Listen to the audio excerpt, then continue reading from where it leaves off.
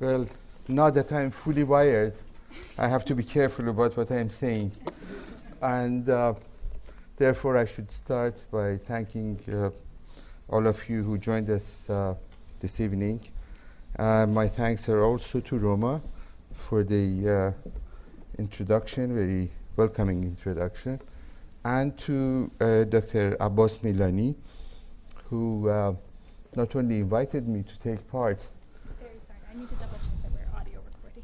Sure. Of your many wires. Solid red light is good? Yeah. Okay. Sorry. So I need not to repeat what I've just said. No. Okay, fine. All right then.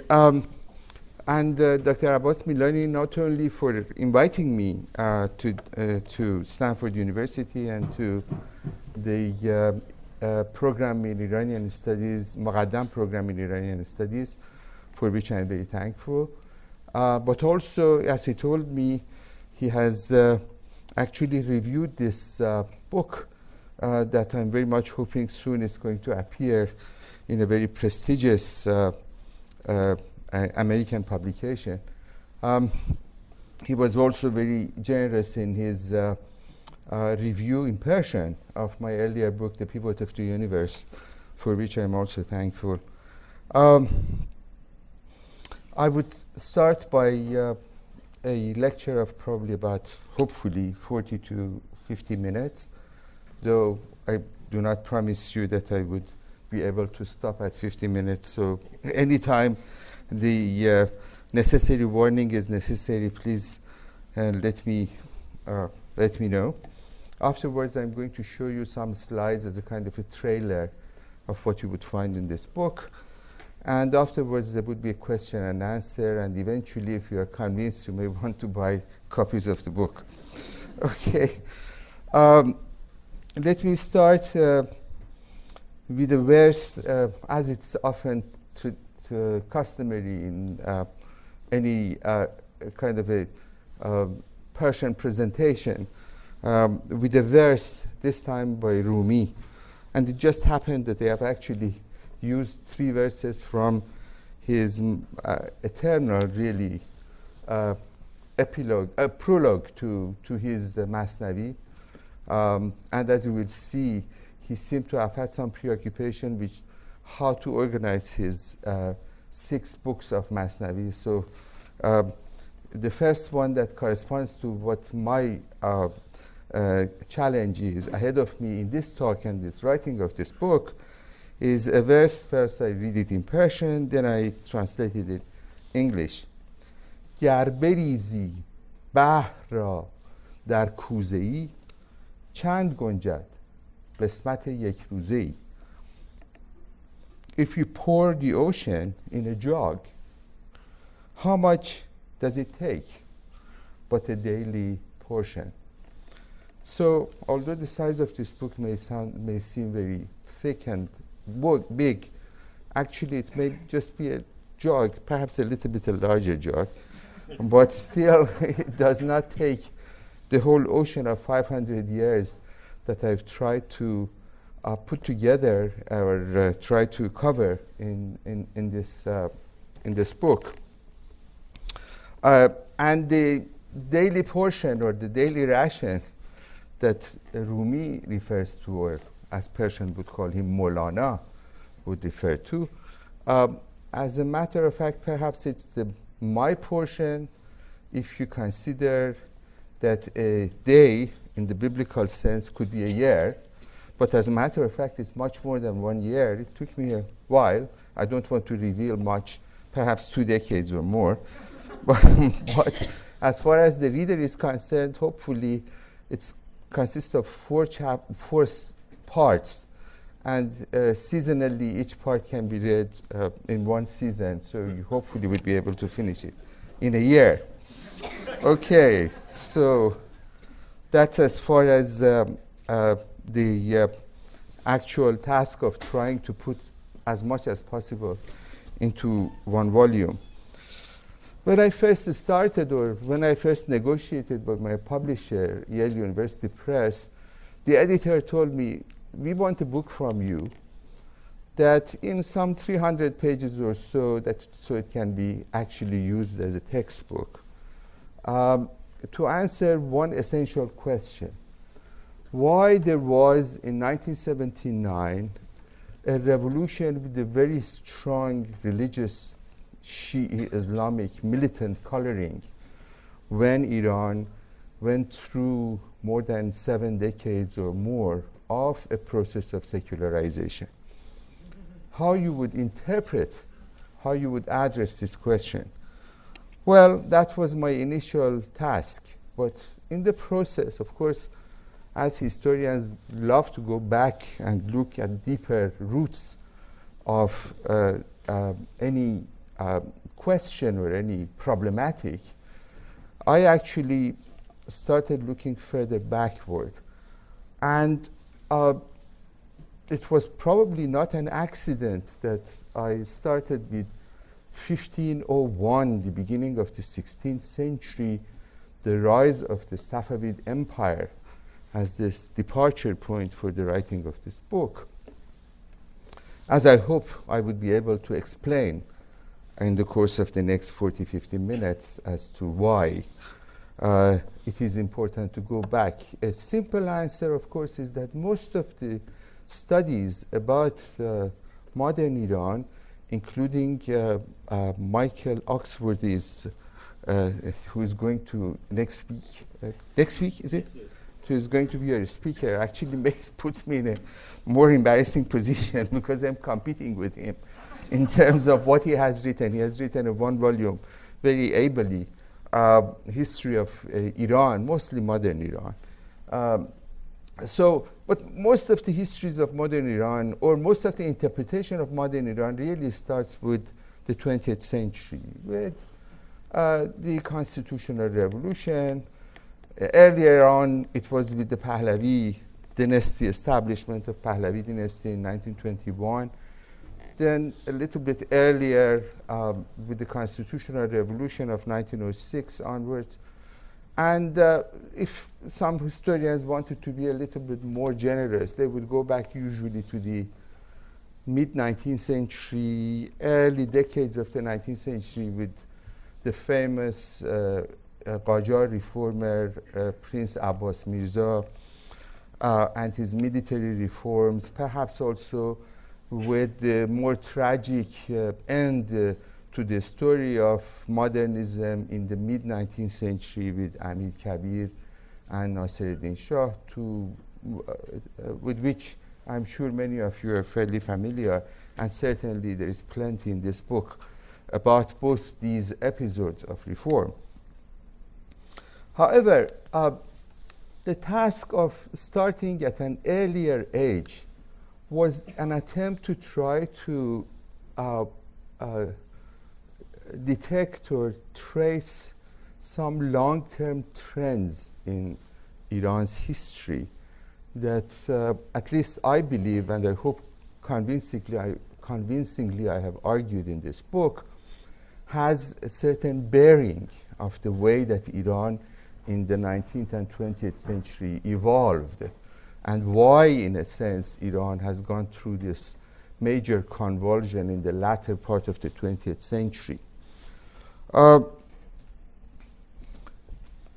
In effect, as I was writing this book, and I was trying to summing it up, the other question, perhaps more long-term question, what European historians would like to refer to as longue durée, the history of a long period of time, came to my mind and preoccupied me, is that why, in effect, it's a more existential question, if you like, why Iran actually survived as a country over the past 500 years and remained on the map of the world pretty much more or less, with some losses in its frontiers, intact. And that by itself is an important question, since many countries in the world who had this long history or long memory of their own past never managed to survive into the 20th century or the latter part of the 20th century. A very good example of that is the Ottoman Empire, the neighboring empire of Iran, much more powerful, much more resourceful, much better populated, much more powerful economy than Iran. And nevertheless, if you look at the map of today's world, Middle East, or they don't want to call themselves as part of the Middle East anyway, but if there is no Ottoman Empire, what disappeared is what you see on the map as kind of a portion of that massive empire is today's Republic of Turkey. The same probably can be said about the eastern neighbor or southeastern neighbor of Iran, that is what in English language is referred to as the Mughal Empire of India, in Persian, the Gurkhanid Empire, that again was far more powerful, far more prosperous, one of the most prosperous empires of its own time in the early modern times, and that also in the process in the 18th century disappeared and turned into, fragmented into many principalities, and eventually was the victim of British colonialism that indeed wiped out a very existence of the Mughal Empire and took the history of the Indian subcontinent in a very different direction. So Iran could have been the same kind of experienced the same kind of a process of disintegration. Certainly in the early decades of the 20th century, in the period of the First World War, that nowadays many Iranians or non-Iranians don't pay any attention. They even don't know that Iran was somewhat involved in the First World War, could have brought Iran to, or indeed brought Iran to the verge of fragmentation and dissolution. However, somehow miraculously, or at least on the surface miraculously, it managed to survive. And that's not the only example. If you look further back, the presence of the two great empires that in the course of the 19th and early 20th centuries dominated the northern and southern frontiers of Iran, that is the Russian Empire in the north and the British Empire in the Persian Gulf and southeastern Iran, were far more powerful, far more resourceful in every possible respect, military, economic, technological, than Iran. And they could have, in effect, at some stage, as they did indeed, compromise the sovereignty of many of the countries that came in between the two empires. Iran could have been also another example of that kind of domination, imperial domination and expansion, particularly on the side of the Russians in the Iranian north. And one should bear in mind that Iran, for close to a century and a half possibly, had close border with Russia, and then shortly after the 1917 with the Soviet Union. And in all this period, including the Cold War in the decades after the Second World War, from the end of the Second World War onward, up to the collapse of the Soviet Union, has been the subject of the rivalry between the two great powers. First with the British up to the end of the First World War, and then with the rise of the United States as a superpower after the Second World War. So there are every reason in terms of frontiers and in terms of pressure on its frontiers that the survival of Iran could have been completely subject to all these major forces. Also, it could have been argued that domestically Iran has been a very volatile, politically speaking, country. First of all, if you look at the Iranian terrain, it's a land with many mountainous regions. It has vast deserts, and in a sense, much of its communities before the 20th century, before the emergence of modern communication, were dispersed, were basically a kind of a system that by and large was extremely difficult for a pre-modern state to dominate. That's why Iran basically up to perhaps the rise of the Pahlavi dynasty in the 1920s was a country that, as its title, its official title indicated, was the guarded domains of Iran, or as it was at the time, the guarded domains of Persia, Mamalik Mahruse Iran.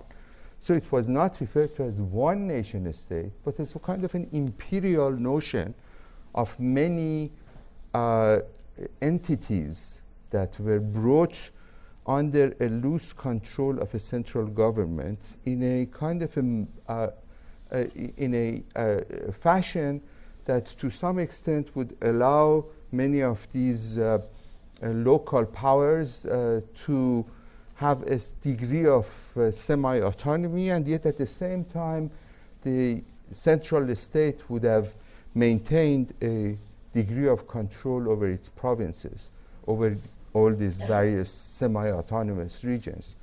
Kurdistan, Khorasan, Fars, all these major provinces in the peripheries of Iran all were basically ruled by this semi-autonomous fashion, and this goes back in time. It's actually probably an invention, if we don't want to really go the path of ultranationalism, but as a matter of fact, it is the invention of the Sasanian Empire, perhaps a Achaemenid Empire, that created this whole system of a degree of autonomy to its subjects and provinces.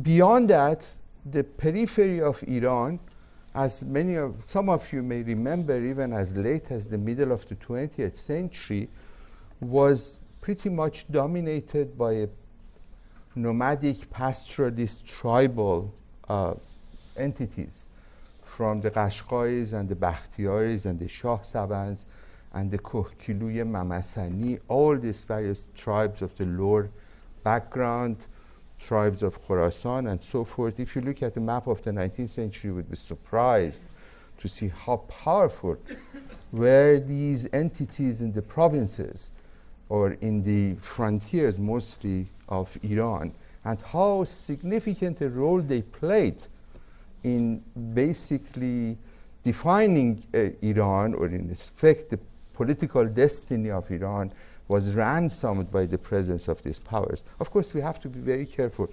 If there are some anthropologists here, they would tell you that that these tribal entities, they all can be considered as a kind of a center by themselves vis-a-vis the central government in Tehran or in the other provincial centers. But nevertheless, this was, as it has been ever since perhaps 11th century onwards, these tribal powers always played a very important part as they came to take over the power of the central government, including the Qajars themselves, to some extent the Safavids.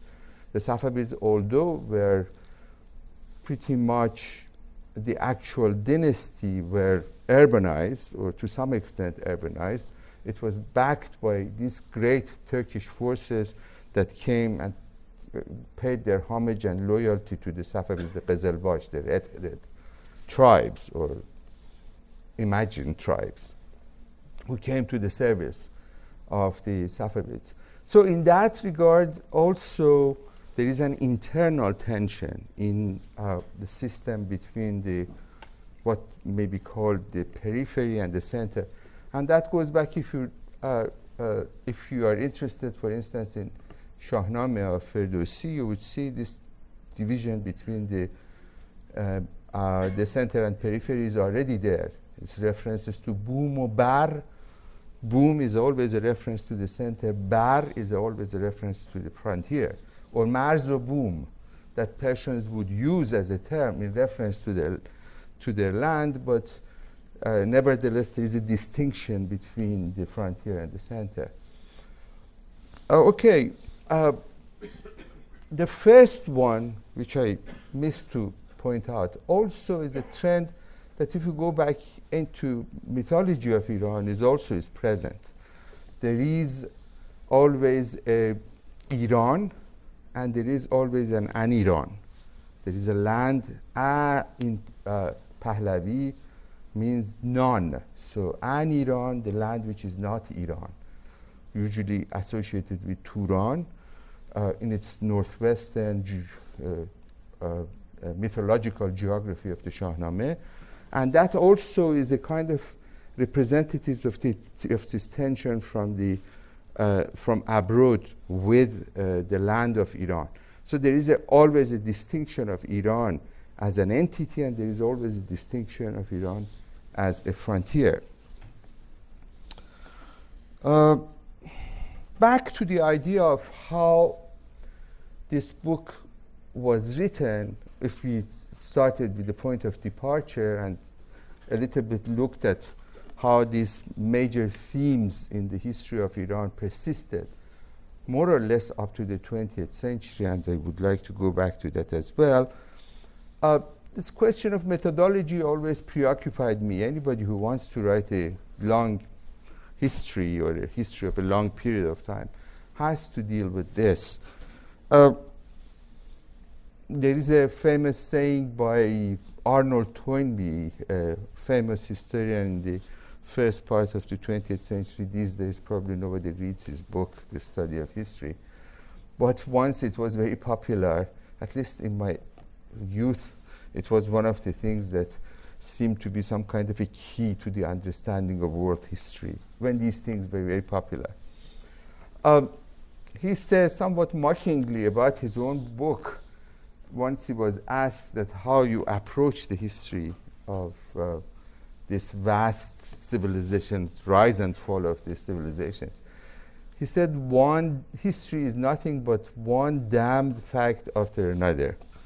So that may be indeed the case. We write history as one damn thing after another. That's the destiny of the historians. But perhaps the important thing is to try to come up with some kind of a pattern that would make sense of how these events over this long period of time make sense. And that is also with the arrival of deconstructionism in 20th century has been also questioned.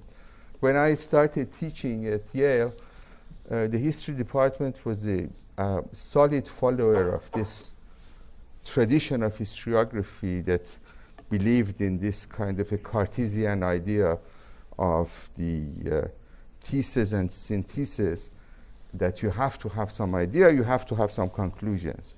Nowadays, most historians of a younger generation have questions about that kind of overarching arguments. And that makes our job a little bit more difficult. It made my job easier, I must say, in the sense that I tried not to write a political history only, not to write also a socio-economic history, which was very popular to write in the 1960s and 70s and perhaps up to 1980s. I tried not to write a diplomatic history either. And I tried to, in effect, combine all of this and break the barriers between these various genres of history: economic history, political history, social history, and indeed cultural history, which is, I think, one aspect of this book that distinctly may be different from other accounts that were very capably written by other historians. Here I have tried to blend into my narrative a great deal about the cultural life of Iran, both the high culture and the popular culture, both the material culture and the literary and artistic aspects of Iran's very rich history.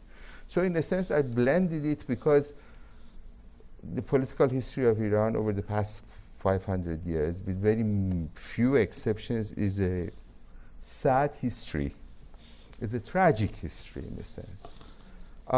What I've used in my introduction, in my preface, a reference to Furuq Farrokhzad verse that it's translated as a sorrowful stroll in the garden of memory. گردشی حزن‌آلود در باغ خاطره ها. So memory in this Iranian context is very important. It's very lasting.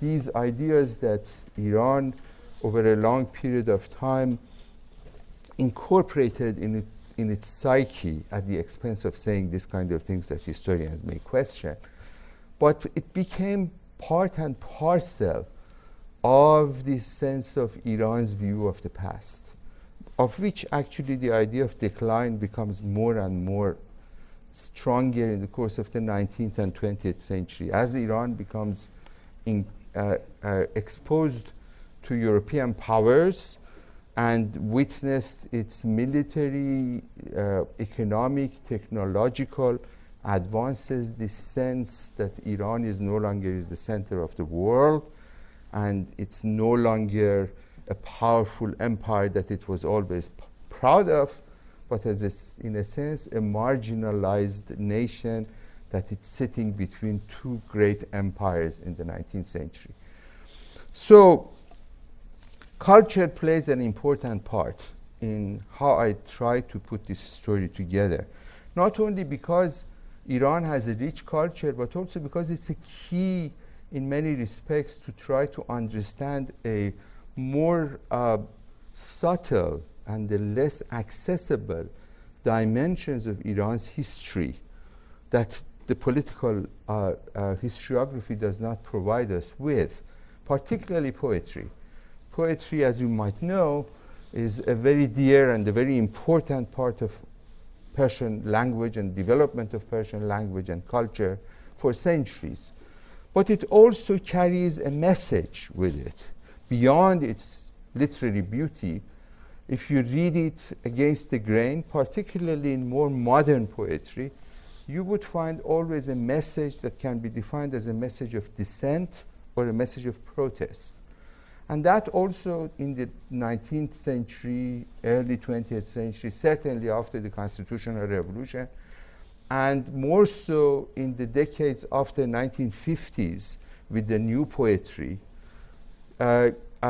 more and more adopted a kind of a political message of dissent, political message of disillusionment and resentment against the failures that Iran witnessed over the course of the 2.5 revolutions, one might say, from the Constitutional Revolution, the period of the national movement of the 1940s and 50s, that's usually referred to as the Mossadegh era, and an attempt to try to reassert Iran's economic sovereignty, and of course the revolution of 1979.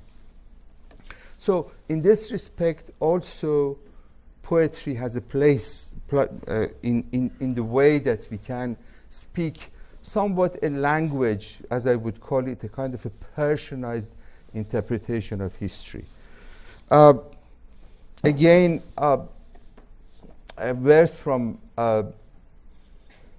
Rumi comes to mind, although I don't claim that I've been as anarchistic as he is in his putting the stories together, but he has a very famous verse in the story of Moses and the shepherd boy. How many of you have read that story? Okay, fair enough, sure. That God says to Moses to say to the shepherd boy, I leave you to actually read the whole story on your own, هیچ ترتیبی و آدابی مجوی هرچی میخواهد دل تنگت بگوی.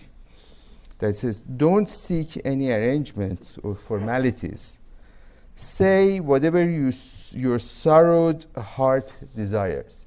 As a matter of fact, something of that motivational aspect So some is also reflected in this book.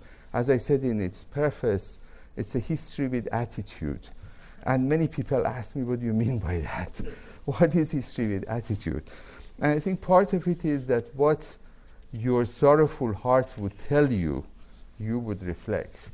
And that is, as I said, probably my order is not, I still think that there is an order in this book. But this idea was in my mind when I was reading it, when I was writing it, and nowadays when I read it. Okay. Also, writing this kind of a longue durée in European history, particularly in the middle decades of the 20th century, became very popular in the French school called School of Annales. These are the historians that paid a great deal of attention to the long-term processes that happened, particularly in the economy, in the material culture of European, French in particular, Spanish and French around the Mediterranean. These are attracted much attention by very remarkable historians of that time. Brodel is probably the most well-known example of that school. And that I've been interested and influenced to some extent by the trends that the Annales school has produced. Yet there is a difference. In the Annales school, you don't see very many men. You see things, you see trends of economy, you see the change in the material culture in terms of the trade and the commodities, the technology, the development of technology, how the ships were built, how it was different, the way that it was built in Europe with the way that it was built in China in the 16th century, that brought about a revolution in navigation and indeed provided all the grounds for the European powers to take advantage and create a global network with the Portuguese and the Spaniards and the Dutch and the British, all basically benefited from that. Yes, these are very important. But for me also humans are very important. So I also try to blend into this some kind of, one might say, biographical details about quite a number of figures. Every few pages you come across somebody, and it's fun to write about individuals because you can take all your revenge against them and write, particularly if they are not alive. I try to be a little bit more careful for those who are still with us. And again, this is the third. As I told you, Rumi must have been preoccupied how to organize his own 6 books of Masnavi. So again, in the same introduction, he says, بهتر آن باشد که سر دیگران گفته آید در حدیث این و آن. So, translation, the secret of the beloved is best to be told in the stories of the others. So, by giving some kind of a biographical details, there is an attempt to try to follow these long-term trends. If you write about the life of Abbas I, Shah Abbas, if you write about the life of Nadir, or the life of Qurratul Ain, or the life of Muhammad Reza Shah, all of these figures appear, more significant of all of them, of course, Reza Shah, appear throughout the pages of this account. And in this respect, I hope that I have been able to provide a certain complexity in terms of trends in economic and political long-term trends, as well as the life of the individuals, and make it much more tangible, writing about poets, writing about, to the extent that it was possible, about painters, musicians, and a number of figures that I think really is one of the greatest achievements of Iran over the past 500 years, or its longer history, as a matter of fact. Now, how much time do we have? Half an hour. Oh, good. All right. So let us after talking about this kind of preliminaries, you're not, I hope I'm not making you worried about the fact that we are in the preliminaries still. But I thought one way of approaching this after many attempts to try to talk as compact as possible is to try to really read in reverse about the history of Iran, not to start from 1501, but actually to start from 1979.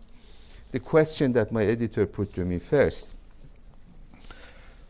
There are certain characteristics in the revolution of 1979. Although it eventually adopted the rubric of an Islamic revolution, it was much more than that. For one thing, it is a revolution that from the perspective of a historian comes after, as I pointed out, perhaps 1.5 or 2 revolutions earlier on. And it's very few countries in the world that experienced 2 revolutions in the course of 1 century. Perhaps the only other country that comes to my mind is China, which in many respects actually shares the same issues as Iran does. It's a country that maintains its sovereignty in a very difficult time, in the most precarious way, as Iran did. And it's a country that also goes through a, relatively speaking, a liberal constitutional revolution at the beginning of the century, and in the 1940s, 1947, 48, the communist revolution that brought Mao and the communist regime to power in China. In Iran, did not happen, but it could have been happened. I mean, along the same lines, Iran could have witnessed the same kind of a destiny.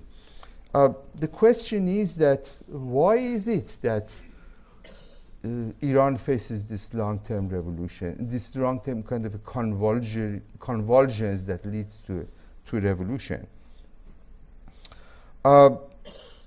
If you look at the objectives of the constitutional revolution in the early 20th century, there are several. It's one, liberal democracy, the creation of a more plural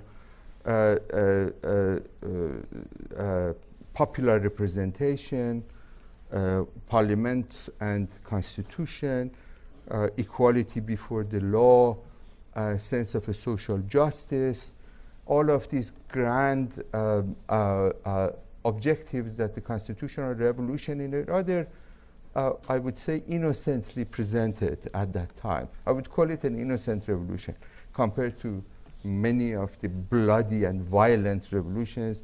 Constitutional revolution had a much more kind of a dear and innocent aspect into it. Anybody who reads any of the narratives of that period probably would agree with me. Or perhaps that's how I would glorify it. It also looked for a sense of social justice that it's in effect reflected in the idea that Iranian society is suffering from backwardness and decline vis-a-vis European powers because it is the means of progress has been denied to Iran, of which probably the ideas such as public education, more centralization of the state, more, in a sense, accountability of the state to the citizens were all part and parcel of it. I'm sure there are here many that know more about many aspects of this. But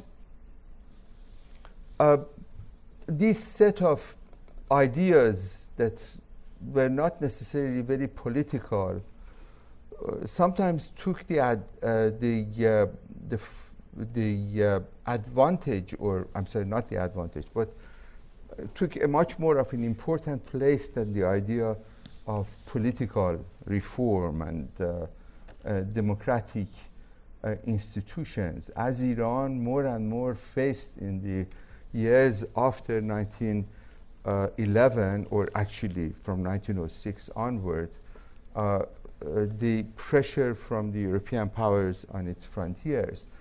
It's interesting to see that the constitutional revolution of 1906 to 1911 coincided with the famous secret agreement of 1907 between the two powers, between Russia and Britain, that actually divided in Iran, in a polite language, into zones of influence. And that led in the years following to basically the collapse of at least the political objectives of the constitutional revolution. It brought about the occupation of the whole of northern Iran by Russia, virtually from 1909 onwards, 1908 onwards really, during the Civil War, between the nationalists, between the constitutionalists and the royalists. Russia became very supportive of the government in power, the Qajar dynasty, as opposed to the Iranian constitutionalists. This is one aspect that we would see contributed to this desire, particularly in the course of the First World War, for the greater stability, for basically a trade-off between democratization of Iran and the stabilization of Iran. As Iran witnessed more and more pressure economically in a terrible state by its economy basically was shattered because of foreign occupation and because of the internal turmoil, famine, diseases that probably destroyed more than at least 1/5 of Iran's population of 10 million at the time. So these are disasters, and the fear that soon Iran is going to be divided between these two zones of influence. And particularly the discovery of oil in the Khuzestan province in the south further served as an incentive for the British government to actually put a greater emphasis on the protection of southern provinces of Iran, not only the Persian Gulf, which always was considered as part of the master plan of preservation of the Indian Empire, British Empire in India, but also the new oil resources that it was discovered all around the same time, 1908. Constitutional Revolution is 1906. The agreement between the two parties is 1907. The discovery of oil is 1908. It's an incredible coincidence that did not work in Iran's favor. Well, it worked in certain respects. It did not work in other respects. Perhaps by 1917, that's again something very remarkable. If it wasn't because of the Bolshevik Revolution of 1917, perhaps Iran would have been actually fragmented or divided between the two powers.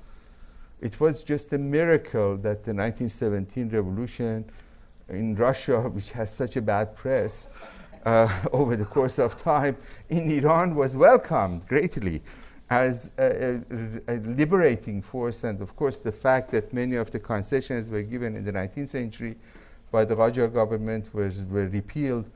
And as a matter of kind of Iran welcomed what was happening in Russia before knowing what is going on inside, as an idea from the outside. So, saying all of that, these trends in the constitutional revolution that favored a more stabilized, more strong central state welcomed the rise of a kind of a savior type in the person of Reza Khan, who basically had a message: if you want a strong state, forget about democracy, but allow us, me and my cohorts and supporters and the military officers who supported him, to try to fulfill the non-political objectives of the constitutional revolution. It's not a surprise to see that throughout the 1920s and 30s, Reza Shah in a very systematic fashion, Reza Khan and then Reza Shah, a very systematic fashion, basically materializes much that has been said in the Constitution, that has been desired in the Constitutional Revolution. Public education, number one.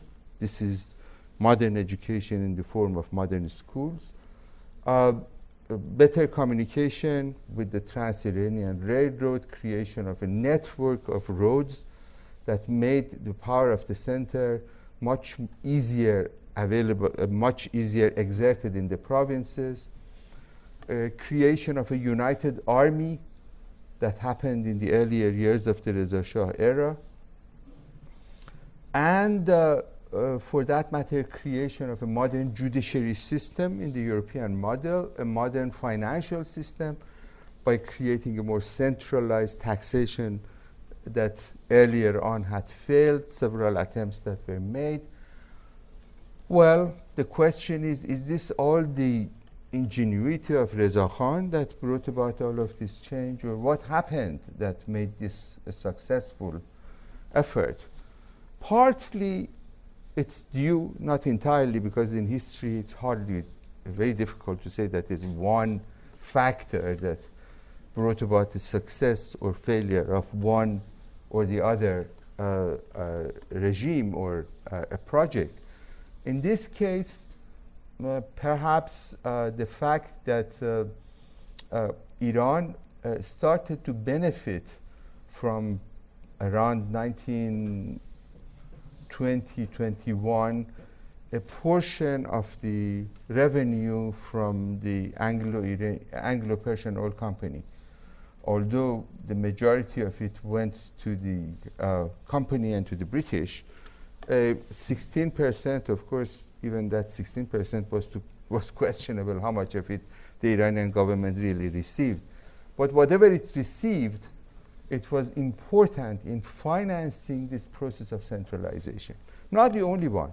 As some probably would know, the Trans-Iranian Railroad was created by taxation on sugar and on tobacco and tea that people paid individually in order to make this make it possible. But nevertheless, the revenue from the oil resources of Iran is the beginning of what I would call an extracting economy, an economy that depends on the resources from underground, natural resources, in this case petroleum, that allows the state to create much stronger apparatus for control, much more powerful state than ever Iran had seen in the past. And as a matter of fact, not only a greater degree of reform from the top, but a greater degree of repression from the top. So that's the great dichotomy, or the duality of the early Pahlavi period. For that matter, the entire Pahlavi period. That on the one hand, it's the reforms from the top; on the other hand, it's repression from the top. And this duality greatly over the course of the 20th century, from the 1920s to 1970s, with the revolution of 1979 was there, and of course afterwards, from what we see. This strong state is still there. There is not much of a change in that regard between the Pahlavi state and the Islamic Republic. Still benefits from the natural resources for not being accountable to its own subjects, to its own people, to its own citizens. Still manages to bring about a degree of stability within the country that probably it's missing from many of its neighbors. So in that regard, it's also the same characteristic of the Pahlavi era. But this did not answer the question, and that's the last point I would like to make. What kind of a chemistry allowed that kind of a transformation from a seemingly very powerful Pahlavi centralized state to what we see as the rise of a popular revolution in 1979, which brought millions of people in the street saying death to the Shah and to the Pahlavi regime? The answer to that is rather complex, but in a few sentences, if I just want to sum it up, One is the fact that part of the Pahlavi attempt, particularly in the 1920s and 30s, to try to modernize the Iranian social and educational system was greatly at the expense of the religious establishment of Iran. Remember that in one of the major themes in the history of Iran is this collaboration or alliance or symbiosis between the religious establishment and the state. There's an old theory, it goes back to the Sasanian era, that the state and the religious establishment are twin sisters, that's usually referred to. And as a matter of fact, if you look at the cover of, no, I cannot move around.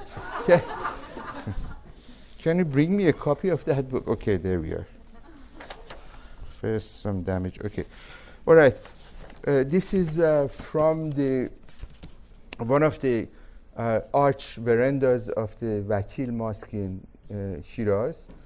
And that was actually built not in the Zand period, but in the early Qajar period under Fath Ali Shah. This particular tile work that you see. It's a very curious one because you cannot see very many pictorial images in the tile work of the earlier times. Here you see there are two trees that are intertwined here in the center of this beautiful tile work that you see. Well, it can be interpreted in many ways. Who knows what the artist wanted to do or his patron asked him to do, which was actually one of the princes of the Fath Ali Shah royal family who ruled over the Fars province, Hossein Ali Mirza. But it can be interpreted that this duality of the state and the religious establishment being in the middle and the major entrance into the Mosque of Vakil. May I? Okay then. But it can also be interpreted as this kind of dualities about which I've talked. The duality between the center and periphery, the duality between Iran and Iran, non-Iran, duality or tension between the religious establishment and the political authority, or for that matter, one that I haven't had much chance to talk about, between the court and the administration, the dargah and divan, or between the kings and ministers. This is an unresolved problem in the Iranian political culture that in certain respects persisted up to the present. If you look at the case of Mossadegh versus the Shah is a very good example of that in the 1950s. If you look back, the more severe example is the example of Amir Kabir versus Nasiruddin Shah, and how the ministerial power eventually was eliminated or subordinated by the power of the court, and how you would see even today the same phenomenon persists. All these disgraced prime ministers and presidents of the Islamic Republic, one after the other, in a sense are representing that kind of an executive power that that cannot act independently and with a certain sovereignty from the power of the supreme leader who claims this kind of a divine authority. As the kings of the Iranian past are always claimed that there is a charisma that has been granted to them from a divine source. That kind of attention remained unresolved. And Iran is not the only country. Most of Europe in pre-modern times resulted in revolutions, including the French Revolution, to be resolved. But in the Iranian case, that seems to be a very powerful factor. But that was not the answer to the point that I raised earlier on. The process of modernization in the Pahlavi era, particularly in the early Pahlavi era, basically marginalized the religious establishment that had a great prestige, influence, presence ever since the Safavid period. This is an invention basically of the Safavid Empire, and that's part of the reason why we go back so early to talk about the establishment of Shiism and the creation of the mujtahid establishment in Iran ever since the 16th century. By 20th century, Reza Shah basically took away from the religious establishment not only the educational system, that was their monopoly, it was only the madrasas who would be able to educate people in sciences generally referred to as religious sciences. It took away from them the judiciary with all the courts that was almost entirely, at least the civil law, was under the control of the religious establishment. It took away from them much of their religious endowments, that is the awqaf, that for a very long time, ever since the Safavid period, was specified, was earmarked for the preservation of religious institutions that were under the control of the religious establishment. And finally, their control over the mosques. In effect, basically, there are so many forms of competition to the congregation of the mosques that gradually lost its centrality, particularly for the Iranian middle classes. As the Pahlavi educational system basically created a new class of secular middle class, particularly in the bigger cities, that were not so loyal or bound with the idea of the mosque and religious establishment. However, these all, in a sense, added to the isolation of what they were referred to now as Rouhaniyun, and pushed them back into their madrasas. In addition to that, gave them a new weapon, in effect, as opposed to the reforming Pahlavi state, by appealing to first of all, to the bazaar, that also was a partial victim of Pahlavi modernization, as the economy of the bazaar became greatly affected by the introduction of new industries, by the introduction of new trade. That part of it, although was still physically within the bazaar, but it was not contributing to the economy of the bazaar. So, as I would refer, this is another major dichotomy in Iranian history, the relationship between the mosque and between the Maidan, the square, and the bazaar. Maidan usually in the control of the state, bazaar in the control of the merchant class. This tension was further accelerated in the Pahlavi period, and as a result brought a greater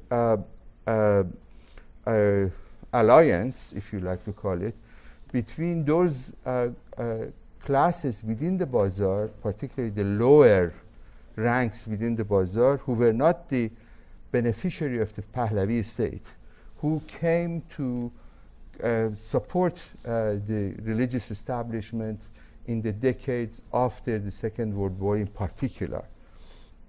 So we would see that already there is a ground for greater mobilization beyond the madrasa and the small group of the religious seminarians, the Tullab, who no longer belonged, much of them, to the bigger cities, but came from the smaller cities, were from the countryside, from the villages. They were very different. These people who are now, you will see, in power, many of them were the product of these lower middle classes, less privileged classes that still had an appeal for them to send their children to madrasa, which in effect, if you look back a decade earlier or two, you see many of the children of the mujtahids, high-ranking mujtahids, of the aristocracy of the religious establishment, changed and became, mukalla, you see. They changed their religious dress and became modernized and came to the bureaucracy of the state. This shift also played a very important part for allowing the message of militancy of the mosques now to be expressed to a larger audiences that the mullahs, if generally would refer to them, found mostly in the margins of the cities, when most of the people from the countryside emigrated to the cities. Why they came to the cities?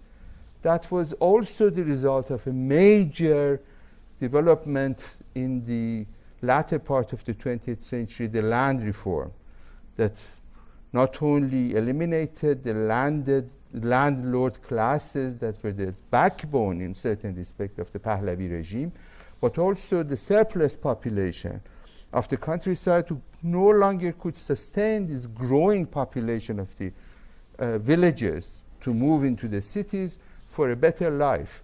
If you have the literary core, the Sepah Danesh, and you have the health core that goes to the countryside, the outcome of it is a better rate of child survival, larger population, antibiotics, clinics, more doctors, and therefore a growth in the population. Iran, in terms of a demographic change, actually witnessed a demographic revolution in the course of the 1960s to 1990s to 2000, really, that included the revolution. So this provided that kind of a multitudes that could listen in the mosques, in the margins of the big cities, to the message of the religious establishment. A message that no longer could be establishment, anti-establishment, as a matter of fact.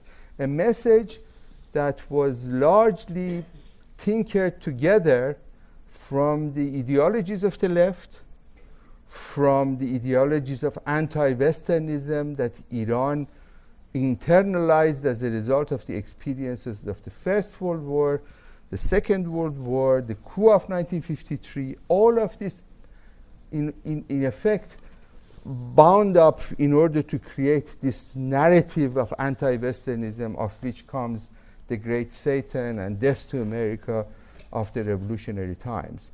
So the ideology is an ideology that is the product of people like Shariati, Al Ahmad, probably some of the ideologies of the extreme left or the guerrilla movements that were active in Iran and indeed revitalized the kind of secularized the sense of sacrifice and victimization and martyrdom.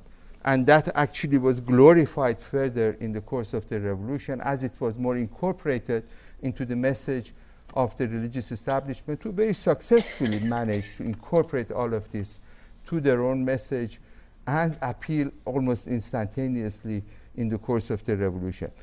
Why it managed to actually succeed vis-a-vis a very powerful state, that was the Pahlavi state, is, in my opinion, as I have tried to argue in this book, is largely due to the fact, if not entirely, largely due to the fact that the Pahlavi regime, in my opinion, rather unwisely, foolishly, closed all the other possible avenues of secular moderate opposition in the course, particularly after 1953 onwards.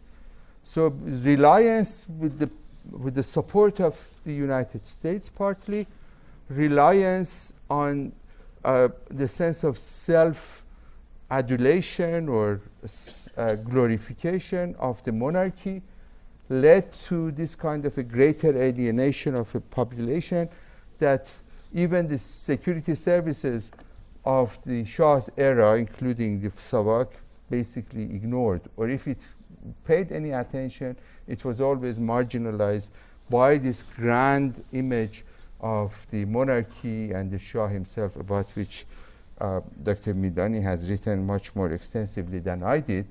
These, in effect, left the mosques as the only possible alternative for expression of political dissent, for any kind of a protest, for reflection of a sense of dissatisfaction that, relatively speaking, like everything else, is just relative.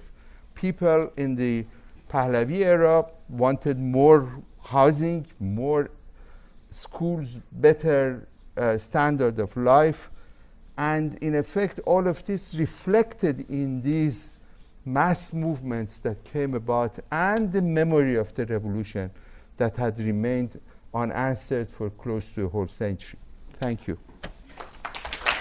As you can see, the title of my talk is In Search of Modern Iran. It's actually rather curious that at the end of the talk I'm saying what is the title. And I called it The Challenges and Rewards of Writing About Half a Millennium of Iranian History. You heard some of it. So this was the initial title of the book. My publisher decided that it's not strong enough, so they convinced me that it should be Iran, a Modern History. So, but the theme is the same. As a matter of fact, it had a subtitle of Authority, Memory, and Nationhood, which I thought is a nice combination, but they also said, these days, no subtitles. Is it on, or is it? Oh, it's just now. Okay. Well, I start from really Qajar era onwards.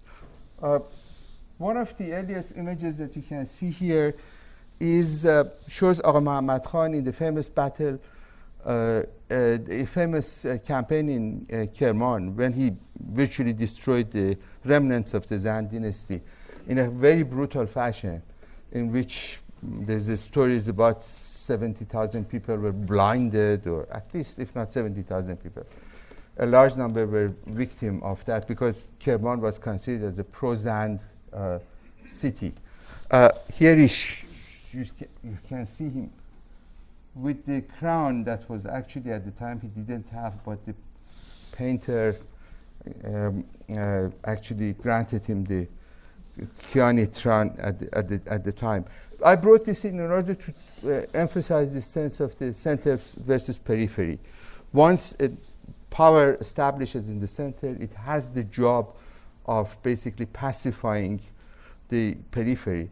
Reza Shah did the same, perhaps not with the same degree of brutality, but with a much stronger, modernized army. The same as about here, you would see Agha Muhammad Khan Qajar and Taji Ibrahimi Kalantar, Shirazi, Etemad-ud-Dawla, who was the former, the first equivalent of prime minister, the chief minister, the Sadr Azam of Agha Muhammad Khan.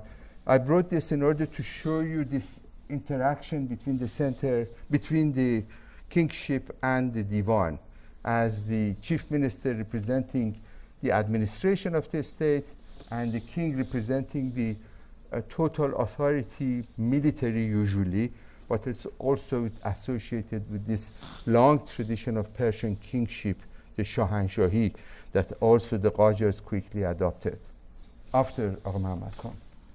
Here we can see that this is Fath Ali Shah on his throne in a rock carving in Cheshm Ali near Rey in southern Tehran, when he's actually surrounded by some of the princes of the royal family at the right and the left, who are, in a sense, representing the state in this guarded domain of Iran in various provinces, including Abbas Mirza as being one of them, who was the viceroy of the Azerbaijan province in the north. You see also, is it this one for pointing at? Oh yes, here it is. You see also the authority of the chief minister here being shown on the right. So it always has a place. And remember, this is the time that the rock relief for the first time was reintroduced to Iran ever since the Sasanian era. There are very, very few rock reliefs of this Islamic period because of the ban on producing images.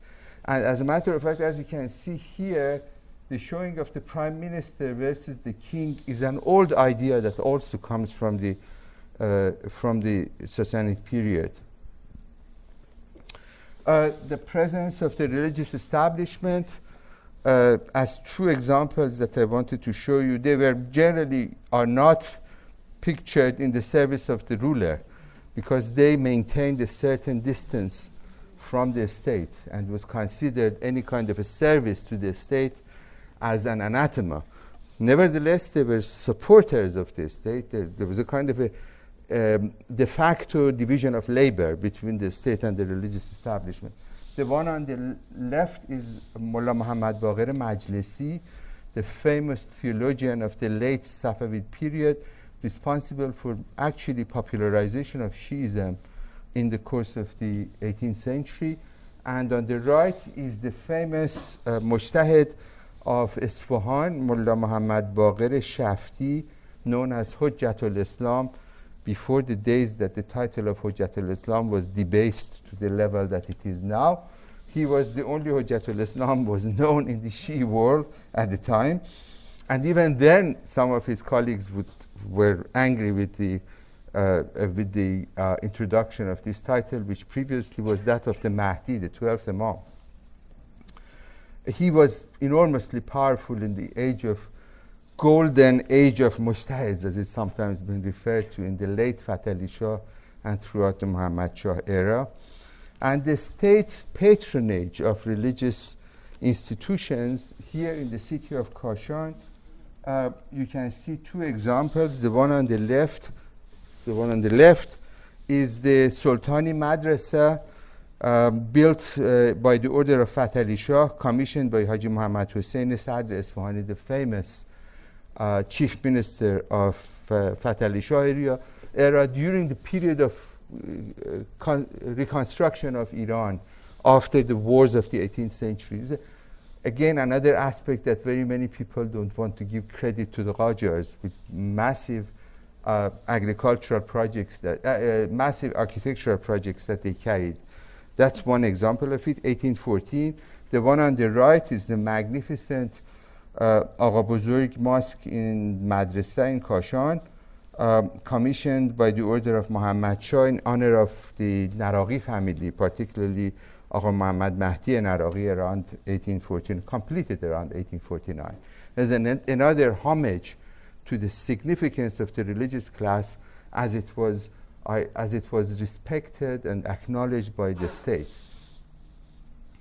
Or examples of popularization of Shiism. As you can see in this fresco, the story of Karbala in Takiye Moshir in Shiraz in 1870s, unfortunately now in the state of despair under the Islamic Republic, believe it or not. Some of the tiles, apparently from what I know, has been stolen from this very, very famous Takiye in Shiraz. This is significant because, as a matter of fact, one can identify a distinction between the high Shiism of the madrasa and the ulama and the study of jurisprudence and the Sharia, and the low, or I don't want to use, more popular form of Shiism, in which the stories of Hussein and Karbala were central. And it's usually out of this tradition that you see many of movements of dissent in the earlier period shaped. For instance, we can see that many of the origins of the Babi movement in the 19th century goes back really to this more popular, passionate martyrdom tradition of Shiism that was somewhat distinct from the religion of the Mujtahids. By the early 19th century, as you can see in this painting by a Persian painter unknown, showing Fath Ali Shah receiving gift from Captain John Malcolm and his mission in Tehran in 1800. That's the first mission in the course of the 19th century that were sent by the British government, actually by the East India Company in India, in British India, to try to strengthen relations with Qajar Iran at the time when still Qajar Iran had the prestige of being the most important power in the region. And the British felt that the support of the Qajars were quite important for greater stability in the peripheries of colonial India. The idea of the Iran versus an Iran, as you can see in this painting from Shahanshahnameh of Fath Ali Khan Sabah, that was composed in the age of Fath Ali Shah, shows Fath Ali Shah in battle with the Russians. This is one of the campaigns that were fought in 1805 in which Iran was relatively successful. And this was very much glorified in the narrative of the Qajar period. This was the real Iran for Iran at this time. And what was the outcome? There are several paintings about this particular episode in the book. I just showed one of them here. This is at the time when Iran defeated in the war with Russia, the second round, and the Treaty of Turkmenchay was concluded, as a result of which Iran was supposed to pay war indemnity to Russia in millions of rubles that basically bankrupt the Iranian regime and bankrupt its very credit in terms of its political legitimacy. What you'll see here, there is a scale hanging from the ceiling. This is gold being weighed in the presence of the representatives of Tsarist Russia and Iranian representatives on the other side, then packed here and sent off to St. Petersburg. So it's very moving. There's a whole set of these paintings. Okay. This shows, I try to show you something of the contrast between the Maidan and the Bazaar. This is, of course, as many of you recognize, this Maidan Naqsh Jahan, which today misappropriated as Maidan Khomeini, against all Islamic restrictions of not renaming a charity endowment in a different name. So you see, this is a painting of the 17th century, shows a very different kind of an arrangement, as you can see from the Bazaar, in which you have the Dolat Khane or Ali Qapu on the left. You have the Royal Chapel of Lutfali, Masjid Sheikh Lutfullah on the right, and the Shah Mosque here that we cannot see, and the entry to the Bazaar here, Sadar Qaisariye.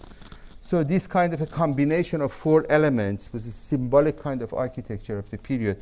More about that in the book. That's what it is today. That's a replication of that in Tehran. When the Qajars built the mosque, Shah Mosque, that again was renamed as the Khomeini Mosque in today's Iran, in the entrance to the Tehran Bazaar, and basically functioning the two sides.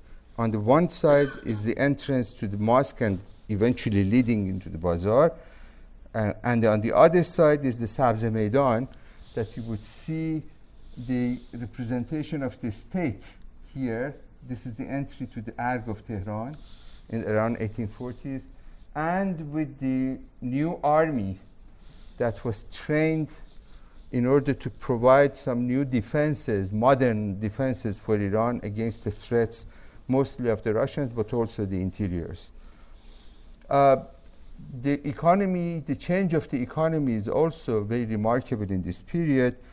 Iran gradually shifted in its greater incorporation into the world economy to try to provide some commodities in order to be able to sell to the international market, and of which tobacco and opium were the most important. Opium was the biggest revenue earner for Iran in the 19th century. Much of it was exported, some for medicinal purposes, to Europe, but much of it was actually exported to China as a result of the famous British opium wars in China that opened the markets for the import of opium into China and greater addiction for the general public. Iranians, as you can see here, there was a whole industry of processing the opium. This is the raw poppies that were turned into the kind of a processed taryak in order to be able to opium to be sold to the international market, in which Europeans played a part, important part. This I always thought is a British guy, but it turned out to be a Frenchman. And the Constitutional Revolution of 1906, I included this one to show you how much the popular involvement in the revolution was contrary to virtually any other revolutions in the Middle East at that time. The Young Turks Revolution or 1919 in Egypt or whatever, none of them had that kind of a representation of the ordinary people showing up and demanding. This one, of all the places, is happening at the British legation in Tehran in July of 1906. It's a postcard. At the time became popular to try to produce these postcards. This one, as you can see, is the Clodier Guild, Senf Bazaz, as it was in the 1906 sanctuary, or after the defeat of the royalists and the success, one of the very few successes of the constitutionalists in the civil war of 1908-1909, when they took over Tehran. As you can see at the top, it says Sarbazan Milli Tehran. These were the three forces, the Qashqais, the forces from Gilan, and the forces from Tabriz that were actually brought together in order to provide a certain degree of discipline in the revolutionary Tehran of 1909. And at the top of it says Payande bad Majlis Shurai Milli, Zende bad Sarbazan Milli. Long lives the Majlis, the National Constituent Assembly, and long live the National Soldiers of Iran. I wanted to use this at the cover of my book. My publisher didn't like it. So, and of course, the rise of Reza Shah, already Reza Khan, the way that it kind of symbolically stands out in the midst of all these groups of the man on his left is Mohammad Hassan Mirza, the last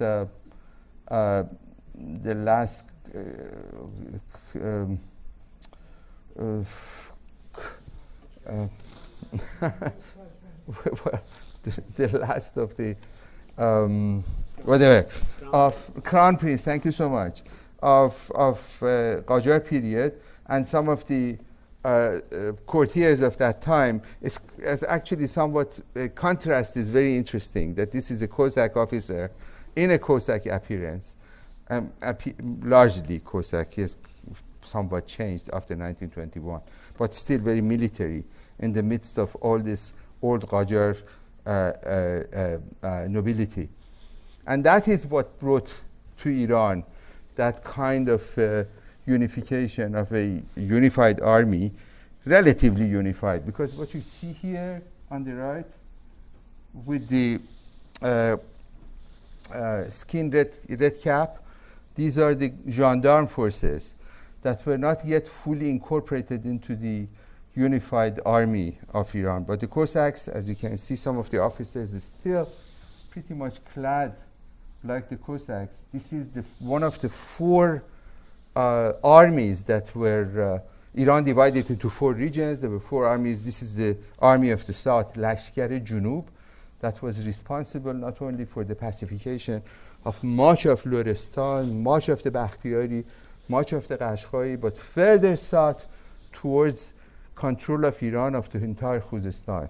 That's probably the greatest challenge in the early Pahlavi period, and the great credit actually to Reza Shah, that contrary to all the pressure by the British government of not doing so, took over the Khuzestan province, and in a sense was reassertion of the Iranian sovereignty over the south. Or the first public appearance of the unveiled women in Shiraz around 1930s, part of the cultural policies of Reza Shah that virtually forced much of the growing Iranian bureaucracy, the officers and as well as the civil servants, to bring their women unveiled into a public gathering. That's the one in Shiraz, very early. Or the theme of the reconstructed Iranian nationalism in Reza Shah period, in which Nadir Shah, despite all these horrors that Iran witnessed in his era, became a great hero and the savior of which Reza Khan basically was a revival, was based on the model of Reza Khan, of Nader Shah, probably early Nader Shah. What is somewhat interesting about this painting of this pictorial rock from Rawar in Kerman is the fact that some of you may recognize that everything about it is Qajar. This is basically Fath Ali Shah on his throne of Takht Tabus. But what has happened to Fath Ali Shah is his head was actually decapitated and the head of Nader Shah was placed instead. So this, in a sense, was a kind of a humorous, ironic way that the Qajars have now been basically left out of the narrative of the early Pahlavi period. There is much more, but we don't have time. Thank you so much.